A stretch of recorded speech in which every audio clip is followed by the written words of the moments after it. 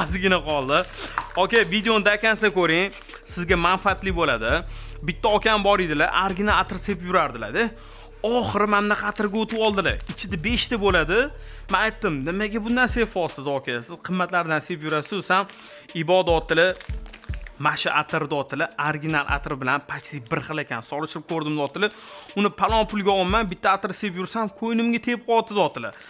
Bu yerda bo'lsa 5 ta bo'ladi. 5 xilni libbo joylarga, har xil joylarga sepib yursanglar bo'ladi. Narxini Ali Parfumdagi akalarimizni 200 ming so'm qilib qo'yishdi. Butun O'zbekiston bo'ylab yana dastavkasi ham bor akalar. Bitta sepasizlar.